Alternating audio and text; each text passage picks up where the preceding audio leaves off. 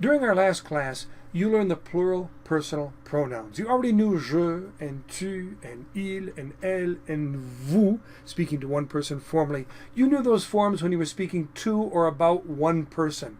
Now, in this last lesson, 1.42, you learned pronouns that correspond to a group when you're speaking to or about a group of people.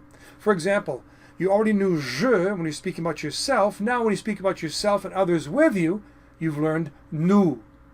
When you're speaking to one person, you say tu in a familiar form. To a group of people, you will say vous, which is the same pronoun, isn't it, as when you speak to one person respectfully, which is also vous.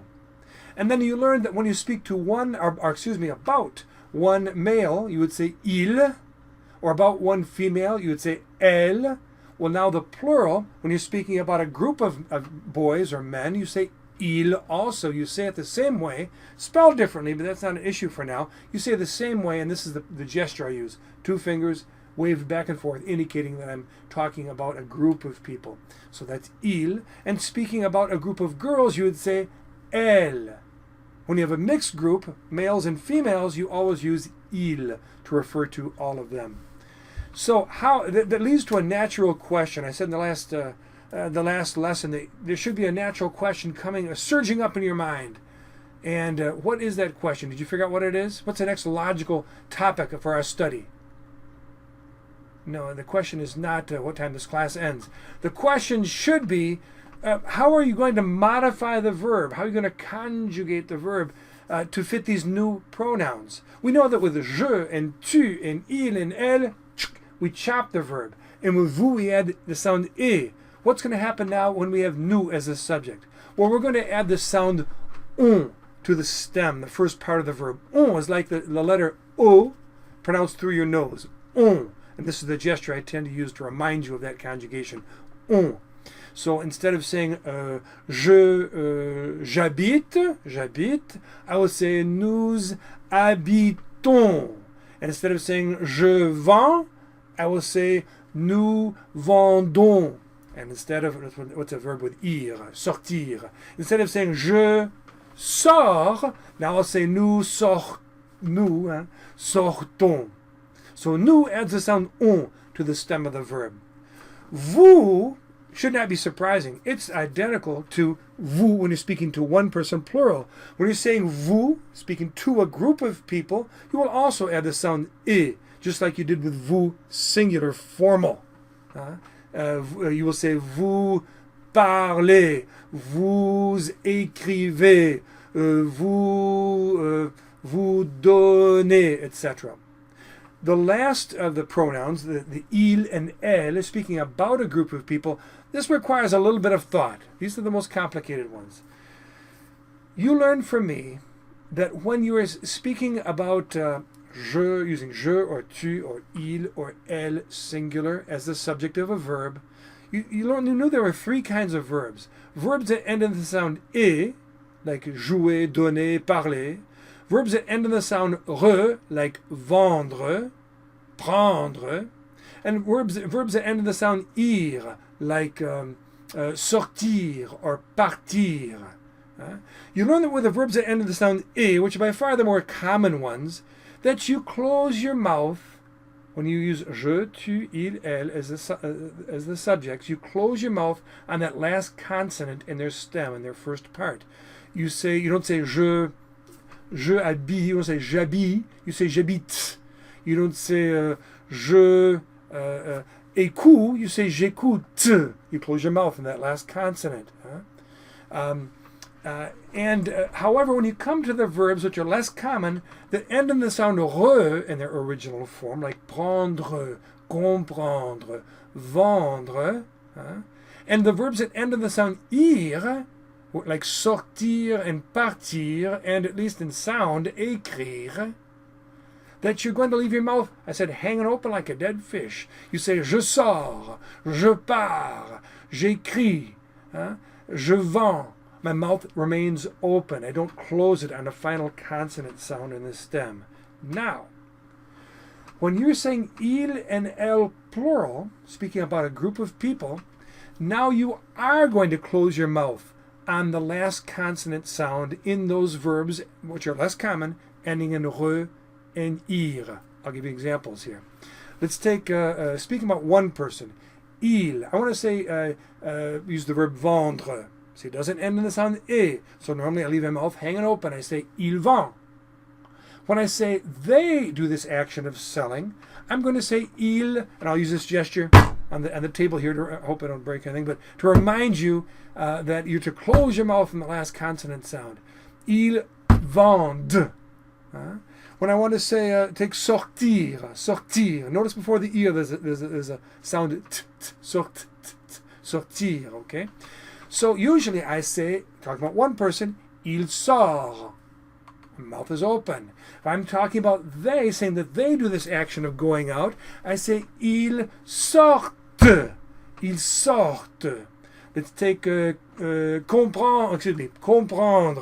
Comprendre. You hear it ends in re. It doesn't end in the more common sound e. So my mouth is going to remain open. Tu, for example, tu comprends. Tu comprends. But when I'm speaking about a group of people, I'm going to say ils comprennent. My mouth closes on the last consonant sound. You may have noticed it's not quite the last consonant sound, but it's really close. It's so close that we'll accept as the last consonant sound for now. Okay, well those are the grandes lignes. That's the outline of what I wanted to get across to you in this first part of this introductory video for today's class. I want to go inside lesson 1.43 with you now and show you the conjugations, talk about them a little bit more, show the exercises that work with the conjugations. And then I think it's section 4, you're going to see a new kind of exercise you've never done before, and I'd like to explain that one to you. So let's go look at lesson 1.43. So here we are in lesson 1.43, and you see in the first section here that we're just listening to, all you do is listening to the conjugations right down the line from the singular down to the plural end of the first 11 verbs, in fact, that you learned from habiter to prendre, I believe it is. And as you're listening to these, more important than that you remember all these rules that I'm sharing with you right now is to listen multiple times. Start to get the flow, the pattern of verb conjugations. Nonetheless, I will, for the benefit of, I'll just make sure I've covered all the bases. I will go ahead and talk with you about these conjugations in a more analytical fashion for a moment. You know that we've been talking about how, just recently I was talking with you in this video about when you leave your mouth open and when you close your mouth on the conjugation of a verb with a singular subject, with je, tu, il, or elle. I said that if a verb ends in the sound e, like habiter, or like écouter, or like laver, you're going to close your mouth in the final consonant sound. If it ends in a sound re, like faire, or let's see what else we have here. Prendre, or prendre is down toward the bottom here. Prendre, or mettre, ends in the sound re. I'm going to keep my mouth open at the end of the consonant. So let's just practice that a little bit. We'll only take the subject je, and I want you to say the proper form based upon which verb we have here. All right, we have habiter here. So should this be j'habite? Should this be j'habite? I'll pronounce it both ways. You tell me the correct one. Yes, j'habite. I would wager that you know that because you've heard that so many times, not because you figured this out analytically. That you said, oh, it has an A ending to it, and therefore you close your mouth. No, you've heard j'habite so many times that you just know, and that's the best way to learn. Nonetheless, it's j'habite. It's a verb ends in the sound e, and therefore we close our mouth in the final consonant sound. Now this is faire. Doesn't end in that sound e, faire, re. Hein? So what should this be? My mouth be open or closed? Is it je fais? Is it je faire? Yeah, it's je fais, mouth open. Écouter, think of it in advance. Is the mouth open or closed? Is it j'écoute? Is it j'écoute? Which is it? J'écoute. And undoubtedly, again, this is an issue. Having heard this so many times, you already know what it should sound like. Lave, we'll do two more. Laver. Is it je la? Is it je lave? Right, it's je lave. And the last one, dire. Notice it ends in the sound of re, not the common e sound. So is it je dis, je dire? It's je dis, with my mouth remaining open. Okay? Now applying that to the conjugations on the plural side, let's see how that helps us when il and elle are the subject. nous and vous are not going to cause us the biggest challenge, really. Let's take, for example, nous with habiter. I said you add on at the end of the conjugation. How would you say nous with habiter as the verb? Yeah, it's nous habitons. You really say nous habitons, but that's the liaison. We're not going to focus on that right now. It's the on at the end of the verb we're looking for. Nous habitons. Here's, let's skip faire for now. Here's écouter. Where is écouter? There's écouter. Écouter. What's it going to be with on at the end? Yeah, it's nous écoutons. Here is laver. Say it with nous, saying that we are doing the action of washing. Nous. All right, nous lavons. Let's go down to préparer. Nous préparons. Voilà. Nous préparons. You'll notice that I skipped a couple of verbs in there. That's why you need to listen to the verbs, the line of verbs. There will be some irregular forms. For example, faire is an irregular verb, especially when we come to the vous category. But this will be nous. It won't be nous ferons. It's going to be nous faisons. Nous faisons. And with dire, it's not nous dirons, as you wish it were. It's nous disons. Nous disons. The on is consistent, but the stem changes a little bit, and that's going to cause a little bit of a challenge. Right now I'm trying to focus on the regular pattern, not the irregular aspects. Okay. Now with vous, you already know that just like this kind of a vous, here when you're speaking to one person formally, with vous plural, you're also going to add the sound e at the end of the verb. So this time, for brevity's sake, I'll just do the conjugations. I won't ask you to do it. Vous habitez, vous écoutez, vous lavez, vous préparez. You just add the sound e to the end of the stem of the verb, the first part of the verb. Again, you notice I skipped faire and dire. It's because they have very irregular forms with vous. It's vous, vous faites, and vous dites. There's no e sound at all. And that's why you want to listen to, in particular, pay particular attention to the conjugations of faire and dire, because there are some unexpected things that happen. Now we finally get back to what we started out with. Il and elle in the plural. I said that now all verbs ending in e or re or ir will, you close your mouth on the final consonant sound in the stem. Okay? Whereas we usually say, let's take this right here, let's take, di, that'll be fine. No, let's not take that one. That'll throw you a little bit. Let's take mettre and prendre. Okay. Whereas usually we say je mets. The verb is mettre. I leave my mouth open because it ends in a re sound. Je mets, tu mets, il met, elle met. When we get to il and elle plural, I want to now close my mouth on the final consonant sound. What was essentially the final consonant sound in mettre? It's t, the sound t. So I will say il met and elle met. How about prendre? We say je prends, tu prends, il prend, elle prend. A mouth open because this is a verb ending in re. When we get to the plural side of things with il and elle, talking about people doing this action of taking, we say ils prennent, elles prennent. See how I close my mouth on that consonant sound there, the n, within the verb's conjugation, or within the stem of the verb. Now in this next section, I said this is an entirely new kind of exercise you haven't done before. It's an exercise that encourages you, of course, as you can see by the symbolic direction, to use your hands, to perform the gestures that correspond to things you're going to hear said to you. It's not, however, just to practice with gestures. It's also to see if you can recognize that when someone speaks to you, you can recognize what it is they're saying to you. What it is, who it is that is performing the action that they're describing, what the action is that they're telling you about.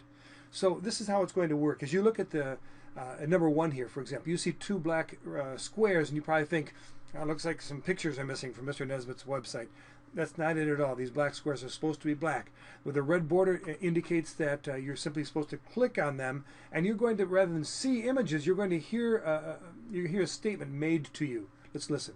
J'habite. J'habite. The task, as the symbolic direction tells you, indicates to you up here, is that for you to perform the gestures that correspond to those particular, to that statement you just heard. That would be this and this. Now we'll click on the mouse to see if we were correct. And you see up here at the top, just to the right of where the original squares were that we clicked on, we see the two still images that correspond to this gesture and this gesture. And we can actually even click there if we want to hear the expression j'habite again. So we know we did those gestures correctly. Let's do number 2 together. Vous prenez. Vous prenez. Well, vous can exist in 2 forms, so I'm going to do them both just to be sure. It could be vous prenez, or it could be vous prenez. Let's see which of the 2 I chose to represent that idea.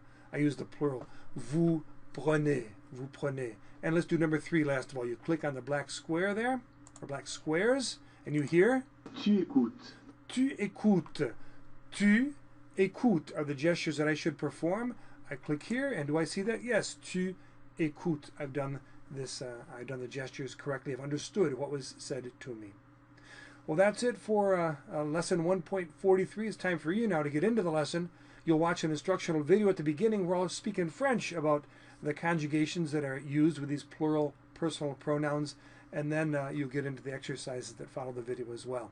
Remember, more important than any explanation I can give you about rules that govern how verbs are conjugated, more important is that you listen, that you listen, that you listen to the patterns. And as we converse with each other throughout the course of these lessons that follow, you'll find that eventually it'll be very natural for you to say, for example, vous comprenez. You would never dream of saying vous comprendez. It'll sound too foreign to you. And so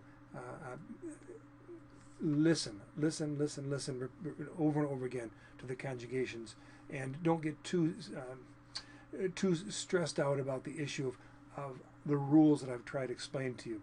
I did my best, but far more valuable is what you hear repeatedly. Okay, I'll see you in the next class. Au revoir.